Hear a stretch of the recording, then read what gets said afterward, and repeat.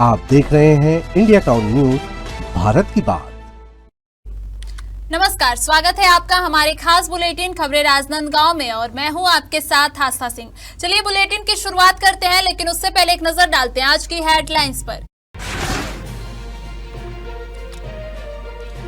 Cement plant की जन सुनवाई स्थगित, किसानों के विरोध के बाद जन सुनवाई रुकी, विक्रांत सिंह का कांग्रेस पर निशाना। 86 लाख रुपए के विकास कार्यों का भूमि पूजन, नाली, सीसी रोड और भवन निर्माण का शिलान्यास, वार्डों में विकास कार्यों की श्रृंखला शुरू।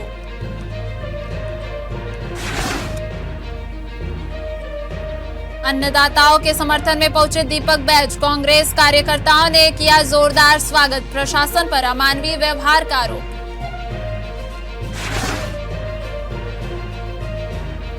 धान संग्रहण अभियान शुरू, किसानों के लिए धान एमएसपी राहत, धान उठाव प्रक्रिया तेज।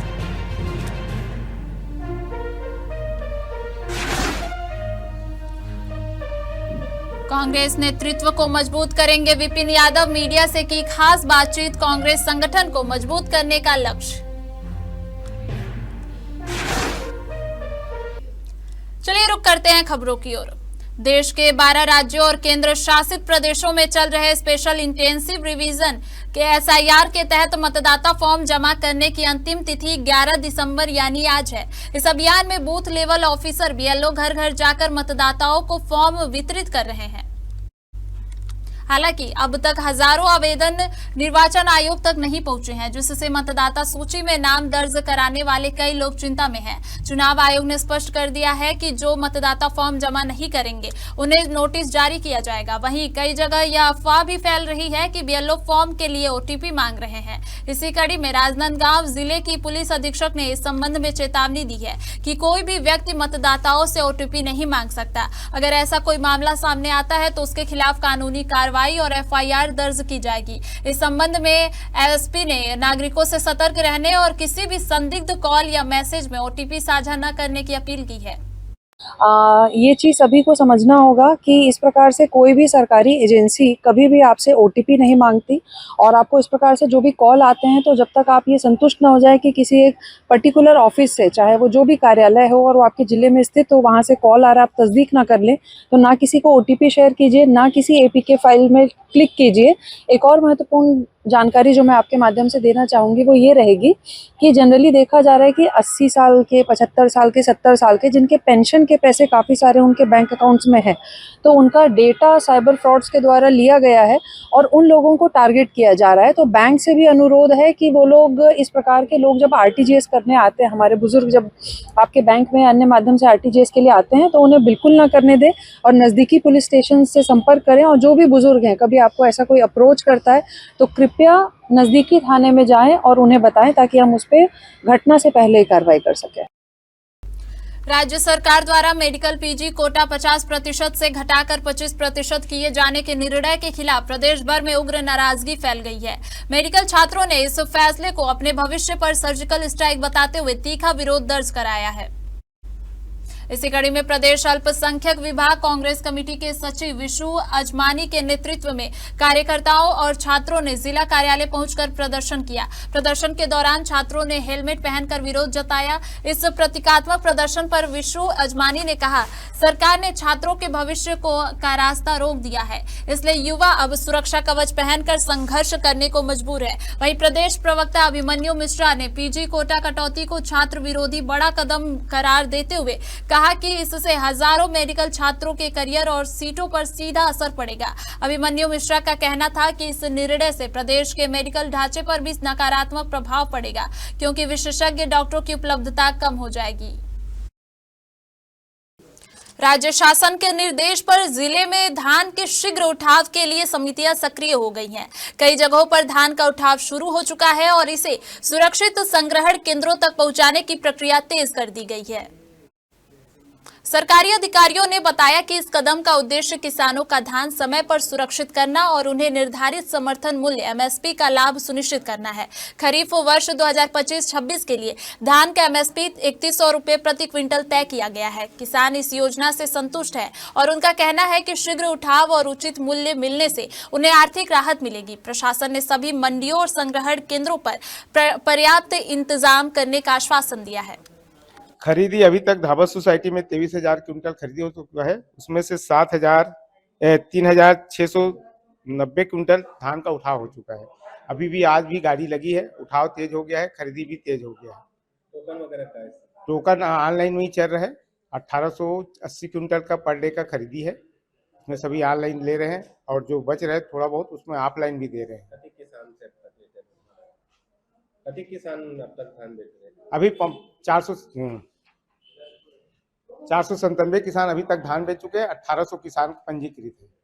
कोई बारदाने के कोई तकलीफ नहीं, बारदाने की तकलीफ नहीं। दोनों प्रकार के नया बारदाना, मिलर का बारदाना भी पर्याप्त मात्रा में पूरा कितना है? कितना चल रहा है? तोलाई कितना चल रहे हैं? 40-500। चूरिया के ग्राम खोबा में रूरल मिशन प्रशिक्षण कार्यक्रम का शुभारंभ किया गया। यह 30 दिवसीय प्रशिक्षण कार्यक्रम मनरेगा श्रमिकों और ग्रामीण युवाओं को तकनीकी रूप से सशक्त बनाने के उद्देश्य से आयोजित किया गया है। इस कार्यक्रम का संचालन चूरिया जनपद पंचायत आरसेटी, राजनांदगांव और बैंक ऑफ बड़ौदा के संयुक्त सहयोग से किया जा रहा है, जहां प्रशिक्षण में कुल 35 प्रतिभागी शामिल हुए हैं। प्रशिक्षण के दौरान प्रतिभागियों को ईंट एवं पत्थर की चिनाई, प्लास्टिक फर्श बिछाना, छत ढलाई, वाटर प्रूफिंग और निर्माण कार्यों में सुरक्षा मानक जैसे तकनीकी कौशल सिखाए जाएंगे। प्रशिक्षण अवधि में सभी प्रतिभागियों को मनरेगा प्रावधानों के अनुसार 30 दिन की मजदूरी राशि भी प्रदान की जाएगी। आपको बता दें कि आरसेटी ग्रामीण स्वरोजगार प्रशिक्षण संस्थान ग्रामीण युवाओं को निःशुल्क आवासीय प्रशिक्षण उपलब्ध कराता है और कौशल विकास, उद्यमिता एवं वित्तीय साक्षरता को प्रोत्साहित करता है। राजनांदगांव जिला कांग्रेस कमेटी के ग्रामीण नवनियुक्त अध्यक्ष विपिन यादव के स्थानीय विश्राम गृह पहुंचने पर कार्यकर्ताओं द्वारा उनका जोरदार स्वागत किया गया। इस मौके पर विपिन यादव ने हमारे संवाददाता से खास बातचीत में राष्ट्रीय और प्रदेश के नेतृत्व के प्रति आभार व्यक्त करते हुए संगठन को मजबूती देने की अपनी प्राथमिकता स्पष्ट की है। आज हमारे बीच में जो है नवनियुक्त जिला कांग्रेस कमेटी के ग्रामीण अध्यक्ष विपिन यादव जी अध्यक्ष बनने के बाद जो है आज जो है उनसे जो है विश्राम गृह में हम चर्चा करेंगे कि उनको एक बहुत बड़ी कांग्रेस पार्टी द्वारा जवाबदारी सौंपा गया है। उसको लेके आज हम विपिन यादव जी से चर्चा करेंगे, क्योंकि जो है ये एक ग्रामीण क्षेत्र से आते हैं विपिन यादव और जमीन से जुड़े हुए अनेक कांग्रेस के अनेक पदों में रहे हुए हैं और जनप्रतिनिधि भी रह चुके हैं। आज हम जो है इनसे बात करेंगे विपिन यादव जी से। यादव जी, आपको जो है बधाई हो जिला कांग्रेस कमेटी के ग्रामीण अध्यक्ष बनने पर। तो आप जो है आज जो कांग्रेस की जो स्थिति है उससे जो है कांग्रेस को आप कैसे उभारेंगे? सबसे महाराज जी, आपको बहुत बहुत धन्यवाद कि आपने हमारे लिए समय निकाला है। सर्वप्रथम मैं हमारे कांग्रेस पार्टी के राष्ट्रीय अध्यक्ष श्री खड़गे साहब, हमारे अपने लोकसभा में उप नेता प्रतिपक्ष आदरणीय राहुल गांधी जी, हमारे छत्तीसगढ़ कांग्रेस के प्रभारी आदरणीय सचिन पायलट साहब, हमारे प्रदेश कांग्रेस कमेटी के अध्यक्ष श्री दीपक भाई जी, हमारे पूर्व मुख्यमंत्री आदरणीय भूपेश बघेल साहब, ताम्रध्वज साहू जी, टी.एस. बाबा साहब, डॉक्टर चरणदास मान जी सहित हमारे राजनांदगांव जिले के जो बूथ के कार्यकर्ता हैं और मंडल के जो अध्यक्ष हैं, सेक्टर के प्रभारी हैं, उनको मैं बहुत बहुत धन्यवाद देता हूं। और मेरी जो नियुक्ति हुई है संगठन सृजन माध्यम से हुआ है नियुक्ति। नहीं, आप तो खैर जमीन से जुड़े हैं, अनेक पदों में रहे हुए हैं, लेकिन आज जो है कांग्रेस में जो स्थिति है उसमें आप कैसे सुधार लाएंगे? निश्चित तौर पर उसमें सुधार लाया जाएगा। कांग्रेस पार्टी ने इस उद्देश्य को लेकर के मुझे जिला ग्रामीण कांग्रेस का अध्यक्ष बनाया है, क्योंकि मैं बूथ स्तर से मैं काम प्रारंभ किया था। लगभग आज मेरे को राजनीति में 27 साल के आसपास हो गया है। मैं ब्लॉक संगठन में, जिला संगठन में बाद में आया। मैं पहले बूथ का मैं अध्यक्ष रहा हूँ ग्राम गोगरे का, और वहाँ मैंने राजनीति की शुरुआत की है। और मैं जो छोटे जो कार्यकर्ता है कांग्रेस पार्टी के, तो उसका जो दुख दर्द है उसको मैं भली भांति समझता हूँ। और जो निचले स्तर के जो कांग्रेस के जो कार्यकर्ता है उनको सांस लेकर के हम लोग भारतीय जनता पार्टी सरकार के खिलाफ हम लोग जन आंदोलन करेंगे। आप सबको मालूम है कि पूर्व में भाजपा सरकार ने बिजली दर में वृद्धि किया था, तो हम प्रदेश कांग्रेस कमेटी का निर्देश हुआ तो हम लोग पूरे जिले भर में और प्रदेश भर में हमने भारतीय जनता पार्टी सरकार के खिलाफ आंदोलन किया। और उसको हमारे आंदोलन से घबरा करके भारतीय जनता पार्टी की सरकार ने बिजली दर में परिवर्तन किया है। तो क्या आप सबको जो है आप जो दायित्व मिला है, तो क्या आप सबको जो है साथ लेके जो है जिला कांग्रेस कमेटी में चलेंगे? निश्चित तौर पे मैं एक छोटा कार्यकर्ता हूँ और अभी हमारे राजनांदगांव जिले में 4 विधानसभा क्षेत्र है जहाँ पर कांग्रेस के 3 विधायक हैं। मेरा प्रयास रहेगा कि सारे जो सीनियर कांग्रेस के जो नेता हैं उनको साथ में ले करके कांग्रेस पार्टी को मजबूती प्रदान करने का काम करूंगा। और मेरा उद्देश्य ये रहेगा सन 28 में राजनांदगांव जिले से 4 विधानसभा में कांग्रेस का उम्मीदवार जीत करके सरकार बनाने में मदद करे। और ब्लॉक कांग्रेस कमेटी के गठन में आपकी जो है क्या भूमिका रहेगी? कि जमीन से जुड़े कार्यकर्ताओं की नियुक्ति होगी कि जो है उन नेताओं की होगी जो मतलब जो है बड़े पदों में रहे हुए? नहीं, ऐसा नहीं है, क्योंकि मेरी भी नियुक्ति संगठन सृजन के माध्यम से हुआ है। तो जिस प्रकार से मेरी नियुक्ति जिला कांग्रेस कमेटी अध्यक्ष संगठन सृजन के माध्यम से हुआ है, तो मैं भी जो संगठन सृजन माध्यम जिनका नाम आया है उसमें अपन विचार करके उन्हीं लोग नियुक्ति करेंगे जो छोटे जो कार्यकर्ता उनका अपना सलाह दिए हैं। आप जो है राजनीतिक पृष्ठभूमि से हैं, आपके पिताजी जो है पूर्व विधायक रहे हुए हैं और काफी मंझे हुए एक नेता रहे हुए हैं, तो क्या अपने पिताजी से भी आप सलाह लेते हैं? नहीं, अब चूंकि पिताजी हैं और पूर्व विधायक रहे हैं तो उनका एक राजनीति का बड़ा लंबा अनुभव है। उनका भी मैं उसमें राजनीतिक रूप से उससे लाभ लेने का प्रयास करता हूं। और चूंकि हमारे यहाँ कुछ विधानसभा में हमारे विधायक साहब भोलाराम साहू जी बहुत सीनियर विधायक हैं, पूर्व विधायक छन्नी साहू जी हैं, हमारी जिला कांग्रेस कमेटी के बहुत सारे यहाँ पर पदाधिकारी हैं, राहुल तिवारी जी प्रवक्ता, चुमान साहू जी है महामंत्री, रितेश जैन ब्लॉक कांग्रेस कमेटी का अध्यक्ष। इनसे हम लोग सब सलाह लेकर के संगठन की मजबूती के लिए काम करेंगे। जी, हम बात कर रहे थे विपिन यादव जी से। इंडिया टाउन न्यूज के लिए राधे श्याम शर्मा छुरिया। वक्त हो चुका है एक छोटे से ब्रेक का। बने रहिए इंडिया टाउन न्यूज के साथ। कभी चेहरे का छुपा दर्द दुनिया नहीं देख पाती है। दाग, मुहासे, झाइयां सब आपके आत्मविश्वास को कम कर देता है, पर अब नहीं, क्योंकि Rukhsana glow and fair face pack जो दे आपकी स्किन को वो प्यार जो सिर्फ प्रकृति दे सकती है। हर लेयर को साफ करे, हर दाग को करे हल्का और आपकी मुस्कान फिर से लौटाए। Because you deserve to glow naturally.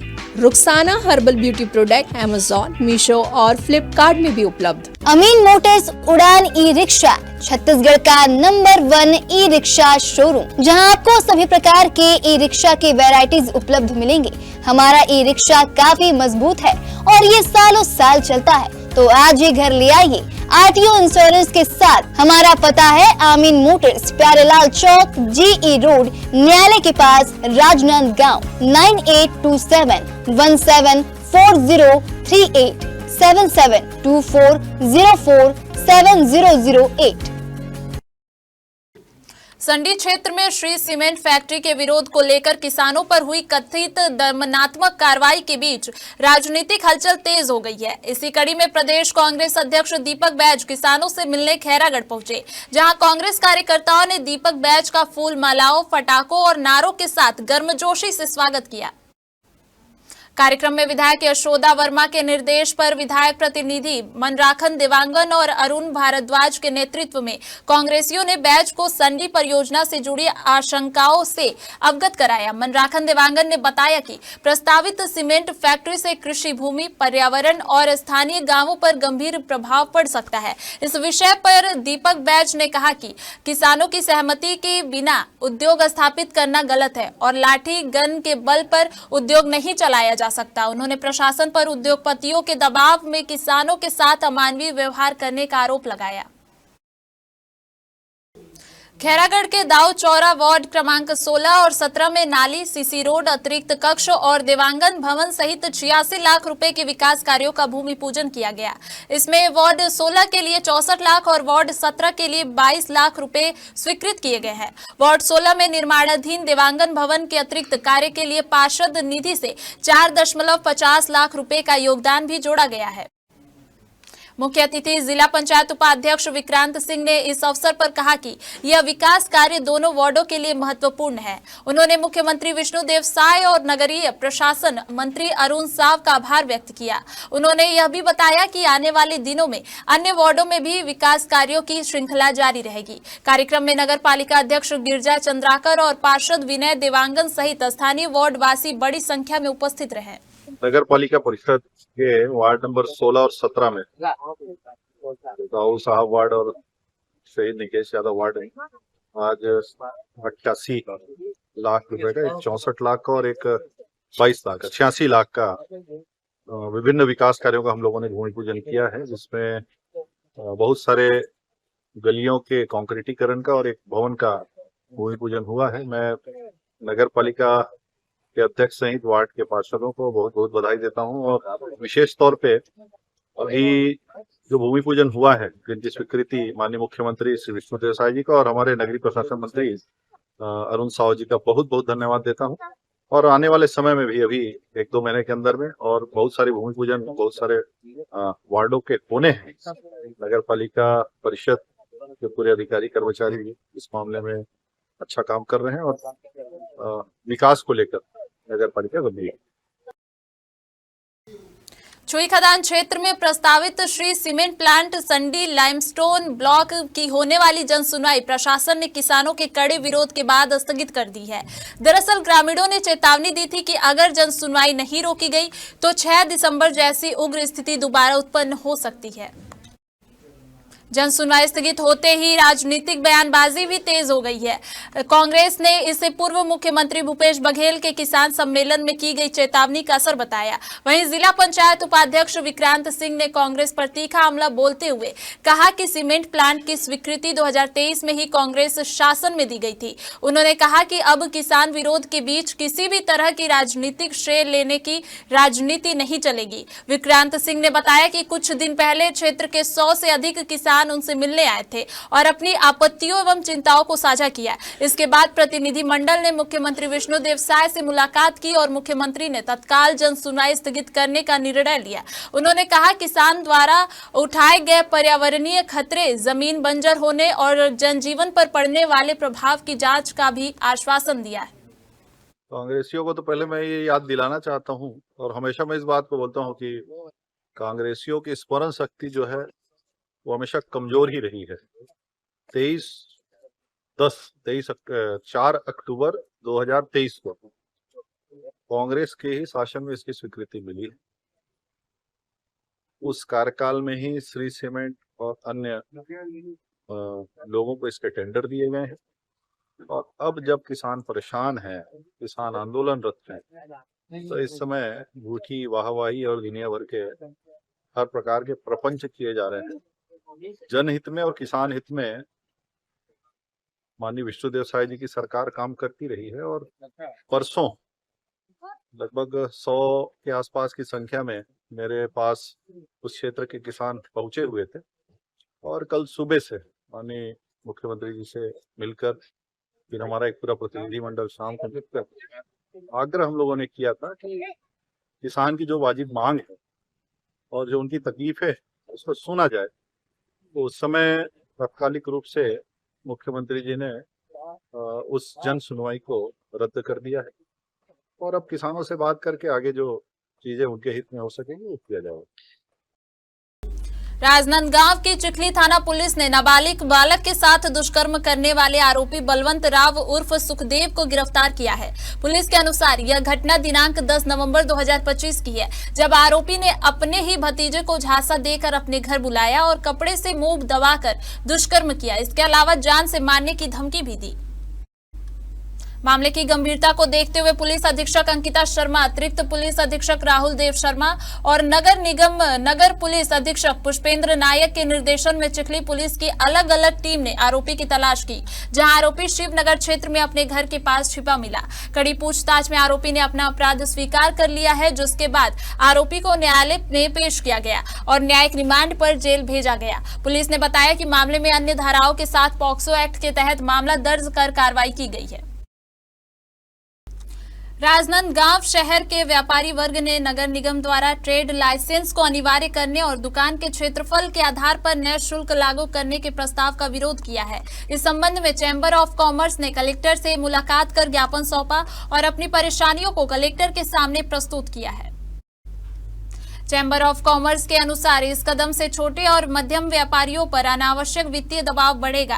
व्यापारी पहले ही जीएसटी, आयकर, व्यवसाय पंजीकरण, फायर, एनओसी, नगर निगम टैक्स, स्वच्छता शुल्क और विज्ञापन शुल्क जैसी कई नियमों का पालन कर रहे हैं। ऐसे समय में नया ट्रेड लाइसेंस सिस्टम लागू करना व्यापार के लिए मुश्किलें बढ़ा सकता है। व्यापारी संगठन और प्रमुख व्यवसायियों ने कलेक्टर से मुलाकात कर अपनी चिंता व्यक्त की है और प्रस्तावित नियमों को तत्काल वापस लेने की मांग की है। व्यापारियों की मुख्य मांगे हैं कि नगर निगम क्षेत्र में ट्रेड लाइसेंस अनिवार्य करने के प्रस्ताव पर फिर से विचार किया जाए और कोई भी नया शुल्क या कर लागू करने से पहले व्यापारियों से चर्चा की जाए। साथ ही व्यापार बढ़ाने वाली नीतियां बनाई जाए, जिससे व्यापारियों पर अतिरिक्त बोझ न पड़े।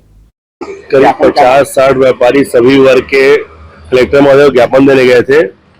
सरकार ने भी ट्रेड लाइसेंस जारी किया अनिवार्य रूप से, जिसको क्षेत्रफल के आधार पे नापा गया कि जैसे मान लो दो क्राइटेरिया है कि 7.5 मीटर चौड़ी रोड या 7.5 मीटर कम चौड़ी रोड, दो क्राइटेरिया, उसमें दुकान का क्षेत्रफल नापा जाएगा। जैसे मान लो आपकी दुकान ज्वेलरी शॉप है, 500-700 फीट है तो किराया 700 ही है, और फर्नीचर शॉप है, बड़ा गोदाम है, 10,000 फीट है।